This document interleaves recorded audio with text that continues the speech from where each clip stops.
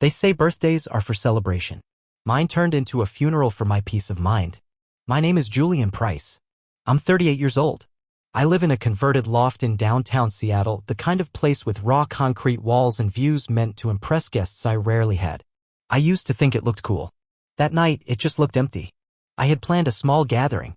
Nothing flashy, a curated sushi platter from the spot Elena loved, soft uplighting, and a looped slideshow playing silently on the wall, filled with photos of us, sunsets in Santorini, coffee runs with the kids in tow, blurry selfies on Sunday mornings. It was supposed to be private, intimate. But the 3 seats stayed empty. I sent my first text to Elena around 7. Running late? I even added a dumb little sushi emoji, trying to keep it light. No reply. By 8, I'd opened the sake anyway. A few sips, just enough to numb the awkwardness of eating alone. I messaged Max and Sasha, her godkids, asking if they were okay. No answer. At 9, I gave up pretending. I peeled off my blazer, killed the lights, and let the slideshow keep looping in the dark. The pictures were still beautiful, but now they felt like lies. I watched Elena's face in them, glowing, confident, always leaning into me, and tried to believe none of it was fake. The ping came around 10. Not a message. A notification. My business partner Brian had posted photos. Normally, I wouldn't even check. But my name was tagged, or rather mentioned in a comment. Someone said, "Where's Julian?" under a photo. I tapped the post. My stomach twisted. It was a launch party. Fancy, expensive, jammed with all the familiar faces from my circle, investors, startup friends, even my lead tech developer. They were laughing, holding branded mocktails under a neon sign that read Veil plus Vita, a name I didn't recognize. But the face at the center? Elena. She wore the deep green dress she saved for important nights. Her hair swept up, her hand resting lightly on the shoulder of a tall man in a white blazer, Marcus Vale. A wellness strategist she used to mock on podcasts. Now he looked like a co-founder. Another photo. Elena and Marcus giving a toast. Another. Max and Sasha smiling on the rooftop balcony. And behind them? A banner. Innovation meets intuition, celebrate the launch of V plus V. I froze. That tagline. It wasn't just familiar, it was mine. I had written it in a pitch deck 6 months ago, a rejected brand concept for a mental health tracking prototype I'd shelved. A system Elena had helped test just out of curiosity. I checked the timestamps. The party had started hours ago. So while I sat here, surrounded by untouched food and faded memories, the woman I thought I was building a life with had thrown a launch party with my team, my investors, and my ideas. Without me, I didn't even make the guest list. The silence in the loft felt cruel. I shut the slideshow off and stared into the dark. One final image lingered on the wall before it faded, Elena kissing my cheek, a caption underneath from last summer. My partner in everything. I stared at it. Then I laughed. Everything? Not anymore. I didn't sleep that night. I just laid there on the couch, staring at the ceiling, listening to the hum of the fridge and the distant echo of car tires on wet pavement. Somewhere out there, Elena was probably still smiling under rooftop lights, clinking glasses with my investors like I never existed. By 6 in the morning, I had a plan. The first call I made was to my bank. I had never set up 2-factor authentication for Elena. That was intentional. When the rep asked if I needed to freeze any cards, I didn't hesitate. All shared accounts. Joint credit lines too. I could almost hear the keyboard tapping. Anything else, sir? I paused, thinking of the startup fund I'd let Elena dip into last year for her digital detox pilot. Yeah, I said, also remove her as an authorized user on the business expense account. The second call was to my lawyer, Michelle. She was sharp, relentless, and probably halfway through her morning Peloton ride when I called. Julian? You all right? No, I said. But I will be. I need to initiate a digital audit. And I need you to find that NDA Elena signed last winter. The one you had her sign before testing your app? That's the one. There was a pause. Okay, she said, voice going from casual to clipped and focused. You're pulling the pin. Yup. Full extraction. By noon, I had checked into a business hotel under a different name, one I'd used back when I first bootstrapped my company. I didn't pack much. Just the essentials, laptop, 2 phones, a black hoodie. No forwarding address. No location tags. I didn't want to give Elena or anyone else a breadcrumb trail. While Michelle started reviewing documents, I called Aaron, my tech consultant from grad school who now specialized in data breaches and security flaws. If anyone could figure out how deep the betrayal went, it was him. Jules, man, I saw that launch party last night and thought, wait, why isn't he in any of the photos? Because I wasn't invited, I said. He let out a low whistle. Tell me what you need. Everything, I said. Pull IP logs. Check device access. Cross-reference prototype usage. If she cloned my back-end framework, I want proof. On it. Back at the hotel, I sat on the edge of the bed, phone in one hand, coffee in the other, and opened Elena's Instagram. Her latest post was up, a polished carousel of launch night, her caption glowing about healing tech and new beginnings. Not one word about me. Not a single acknowledgement of where the tech came from. Instead, I scrolled down to a comment she'd pinned from Marcus. Visionaries don't ask for permission. They just lead. I stared at that sentence, jaw tight. No. Visionaries don't steal. But that was all right. I was done asking for permission too. 2 days into my hotel exile, I got a text from an unknown number. Hey, it's Max. Can we talk? Please don't tell Elena. I froze. Max, the quieter of the two gawkids, 14 years old, introverted, always half-glued to his sketchpad. I hadn't heard a word from him since the night of the launch. I replied instantly. Of course. You okay? Not really. Can I FaceTime? We connected 5 minutes later. Max's face filled the screen, pale, shadows under his eyes, lips chewed raw. Behind him, I could see what looked like Marcus's loft, all black leather furniture and Edison bulbs, fake deep vibes. Hey, he said, voice low. I'm sorry. I didn't know they were gonna do all that. It's not your fault, Max. He glanced off-screen, lowered his voice even more. They told us not to talk to you. I blinked. Who's they? Elena. Marcus. He said you'd go crazy if you found out. That you'd try to ruin everything because you couldn't handle her being successful without you. That landed like a punch. I swallowed hard. What else did he say? Max looked uncomfortable. He keeps talking about your mood swings. Like, how if we just act normal, people will figure out you're unstable. That maybe he could get someone to do a wellness check on you. My jaw clenched. He said that in front of you? Max nodded. I was supposed to be asleep, but I heard them talking in the kitchen. And Elena? She didn't say much. But she didn't stop him either. She laughed, I think. Like, awkwardly but still. I leaned back in the hotel chair, trying to steady my breathing. Max, listen. I don't want you getting hurt in this. I need you to stay safe. I will, he said quickly. But I can help. I've been screenshotting stuff. Messages. Notes Elena left out. I even found a file on Marcus's laptop with pitch deck slides. They used your diagrams, Julian. Like, exactly? I didn't speak for a second. Can you send me that? He nodded. Already did. Check your email. I opened it while he stayed on the call. There it was, a PDF attachment dated a week before the launch. My design flow. My brand vision. Even the tagline, innovation meets intuition. Word for word. My stomach turned.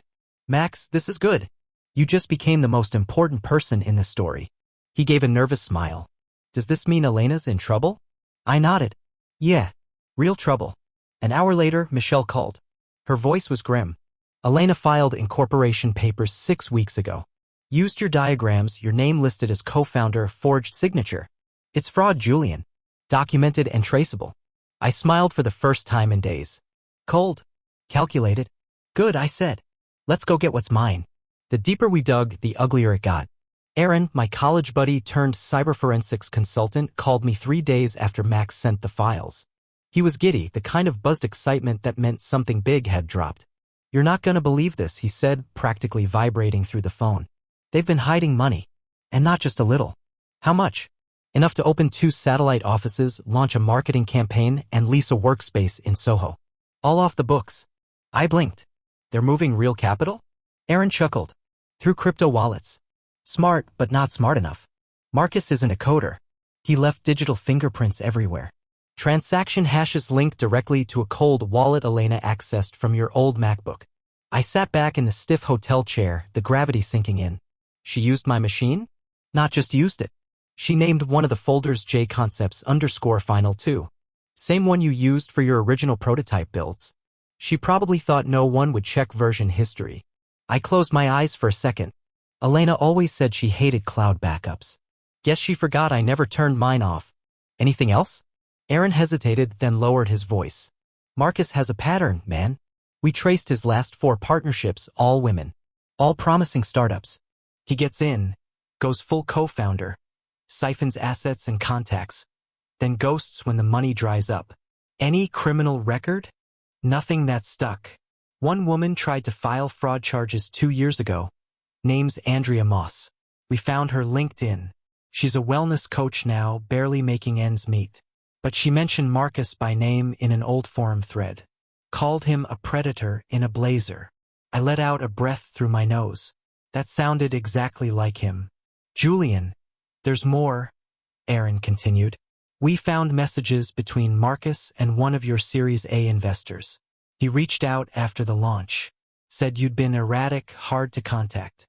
Mentioned concerns about your mental health. My hands curled into fists. He's trying to poison the well. Yeah, but the investor flagged the message and forwarded it to his legal team. Said it felt off. So you've got allies. I stared at the wall for a moment, brain racing. It wasn't just theft now. This was a campaign. A smear job. He'd stolen my tech. Turned Elena against me. Repurposed my circle, and now he was trying to discredit me. Quietly, surgically, before I could fight back. Do we have the proof? Aaron didn't hesitate.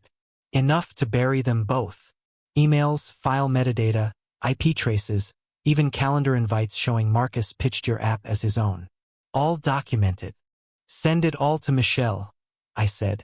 Tell her we're going nuclear. There was a long pause.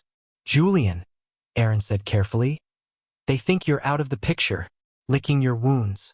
But we've got everything. I looked out the hotel window at the gray Seattle sky, cold and silent. Then let's keep it that way, I said. Let them think I'm broken. I cracked a smile. While I finish building the trap. They came for me on a Tuesday morning. I had just stepped out of the hotel gym, still damp with sweat, earbuds in, when the front desk clerk flagged me down. Sir, there are 2 officers asking for you. My pulse didn't spike. I'd been expecting something like this. By the time I reached the lobby, 2 uniformed cops were standing near the concierge desk, hands resting lightly near their belts. Julian Price? The taller one asked. That's me. We received a wellness request. A woman named Elena Conway and a Marcus Vale reported you as possibly in mental distress. Said you've been unreachable. Mentioned some troubling behavior. I gave them a calm smile. Of course they did.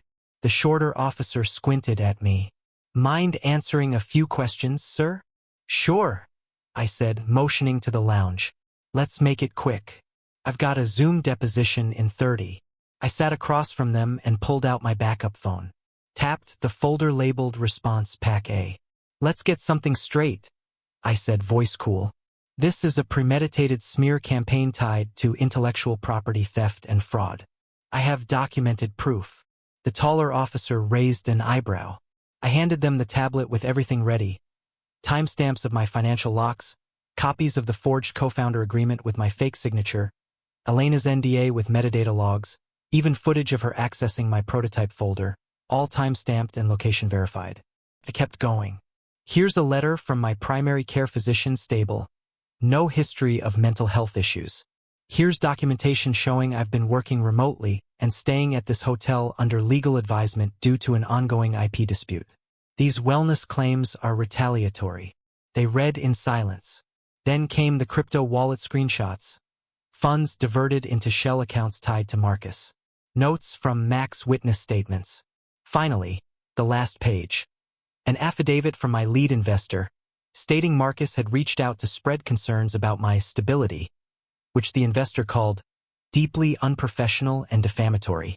By the time they finished, the room was quiet. The shorter officer leaned back in his chair. Well, he said, this doesn't look like a man in crisis. I nodded once. Because I'm not. The taller one thumbed through the files again. This Marcus Vale, we ran his name.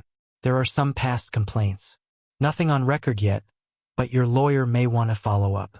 If even half of this is legit, they're in serious trouble. They are, I said. And they don't know it yet. The officer stood. We'll file this as a closed wellness check. You're free to continue whatever this situation is through your attorney. As they walked off, one turned back. You handled that well, Mr. Price. Not the first time we've seen this kind of thing. But you're more prepared than most. I gave him a nod. I don't get blindsided twice. After they left, I sat for a long moment. This was their play. Paint me unstable. Cut me off from the people who mattered. Make me a liability. Instead, I walked into the trap calm, focused, and armed with proof. And now the trap was starting to close. Not on me, on them. It started with a voice message from Max. Check your email. I recorded something. You need to hear it. I was back in my hotel room eating cold leftovers and drafting a cease and desist letter when the file finished downloading. The quality was grainy, probably from a phone hidden in a hoodie pocket, but the voices were clear. Marcus. Julian's done. He's got no idea what's coming. Once the investors hear about his little breakdown, they'll pull out. No one wants to back a founder with a mental health liability. Elena. You really think they'll believe it? Marcus. Doesn't matter. All I need is doubt. Doubt makes people nervous. Nervous people pull funding. And once he's out, we control everything. Then came the kicker, laughter. Marcus again, low and smug. Honestly, if Julian were smart, he'd disappear and let us run the thing properly. But he's not. He's weak. That's what makes him easy to steal from. Max's voice attached to the email. He doesn't know I heard this. I was in the hallway. Elena left her phone unlocked. I airdropped the file to myself while they were arguing about branding. I played it 3 times. The 3rd time, I wasn't even angry. I was done with rage. This was strategy now. The next morning, I put on my cleanest shirt, pressed a blazer, and started making quiet visits. First was Malcolm, a private investor who'd backed me since the early days. I met him in his office overlooking Puget Sound. Gave him a folder with the transcript, the audio file, and proof of forged documents. I didn't say much. Just slid it across the desk. After listening, he leaned back slowly. Julian, this isn't just shady. It's surgical. I nodded. Marcus Vale is a con artist. Elena helped him build this on stolen code and fake credibility. And you want what? Revenge? No, I said. I want my name cleared. And I want the truth in the hands of every backer who ever trusted me. Malcolm tapped the folder. You'll get it. By the end of the week, 3 other key investors quietly pulled out of V+V. No public statements, just quiet withdrawals. One even scrubbed their name off the advisory board. Another sent me a private message. Thank you for telling the truth. We should have seen through him. Meanwhile, Elena's inner circle began to crack. Her assistant quit. Her PR rep stopped answering calls. Even her co-founder title started disappearing from online listings. The shift was subtle at first, a missing logo on a partner page, a postponed press interview. But I recognized the signs. Doubt was spreading. Max texted me later that night. Elena's freaking out. Marcus is blaming her. They're unraveling. I smiled to myself and typed back. Good. Let them. Because this wasn't about noise anymore. This was about erosion. And I had just pulled the first brick from the foundation. I knew they'd try something desperate. When you corner people who've gotten comfortable stealing, they don't fold, they flail. Elena's next move came 2 days after the investors started vanishing. Michelle forwarded me a copy of the filing. Petition for Intellectual Property Community Asset Review. Filed under our shared engagement. She's claiming your core patent falls under joint ownership, Michelle said, her voice flat. Since you were engaged when you developed it and she contributed emotional labor and early feedback. I rubbed my temples. That's not a legal phrase. No, Michelle replied. But it's trending in pseudo-legal TikTok circles. I almost laughed. Almost.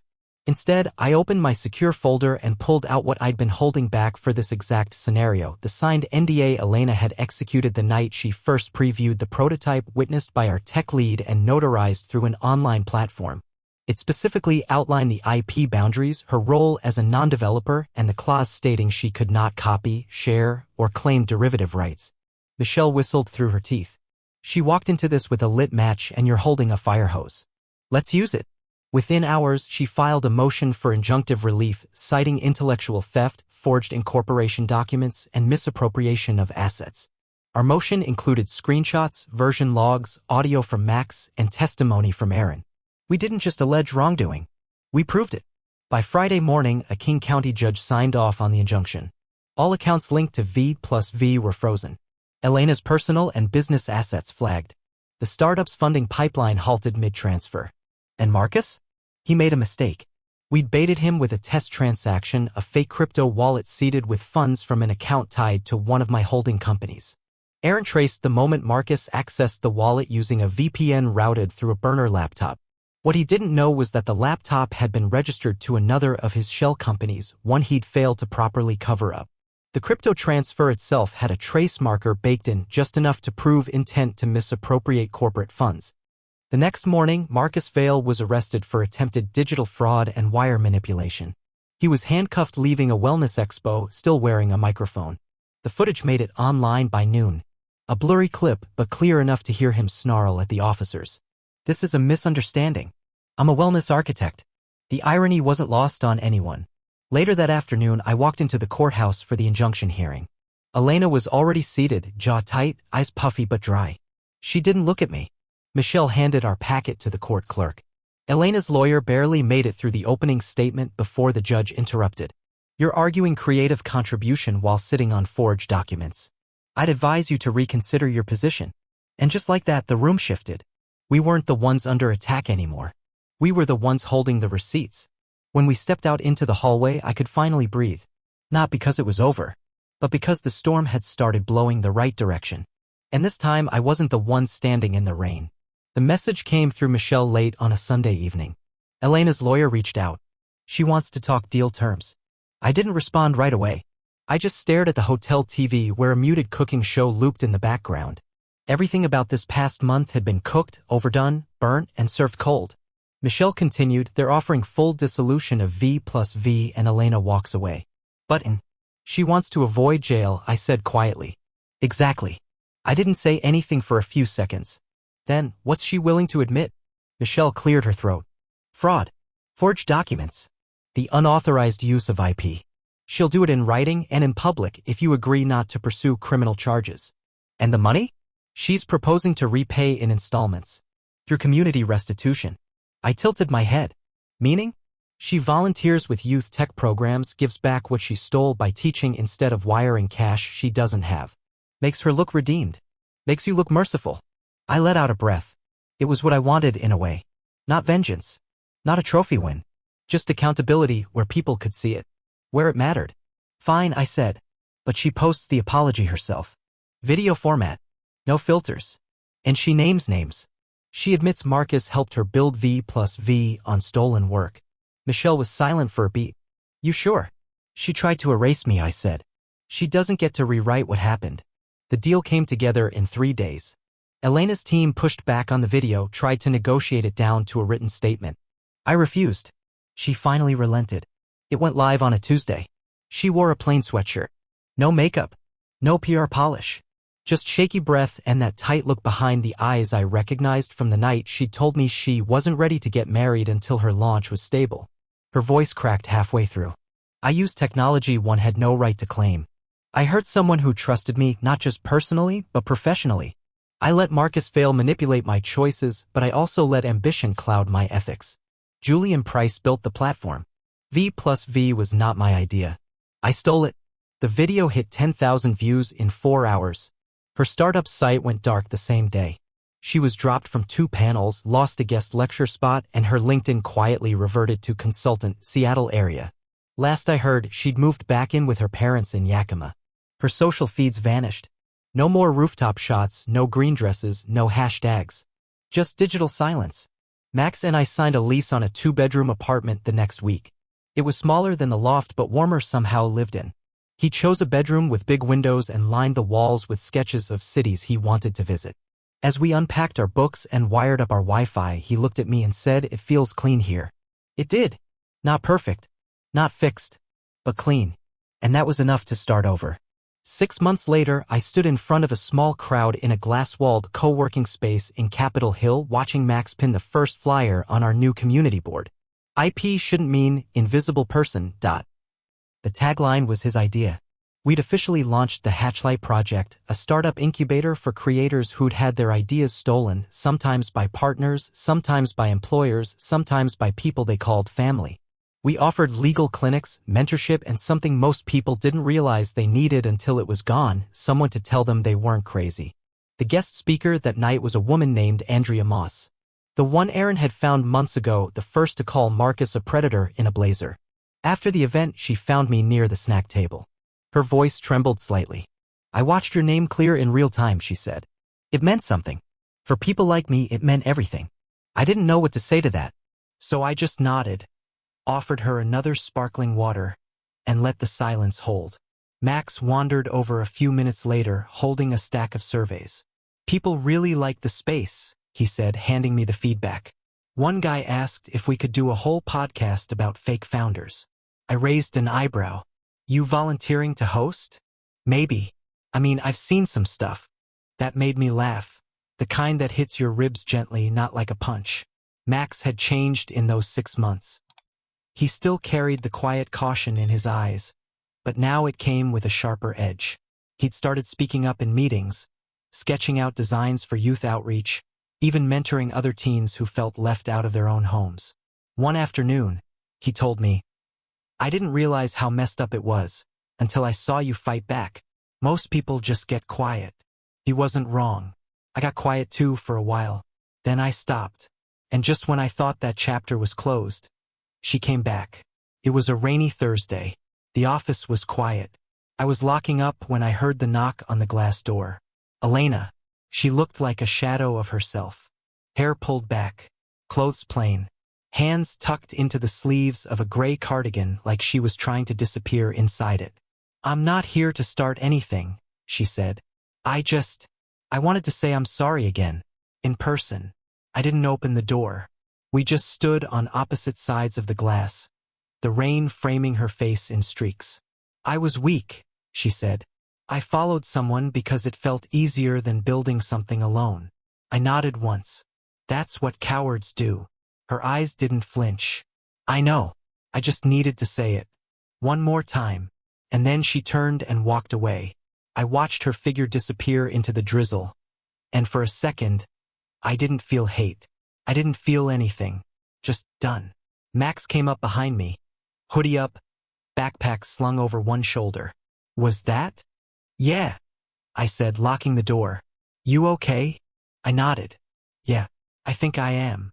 We walked out together into the Seattle gray, toward something I never thought I'd have again. A future I built on my own terms. No more stolen code. No more stolen peace. Just a kid with a sharp eye beside me, and a second chance that felt like mine to keep.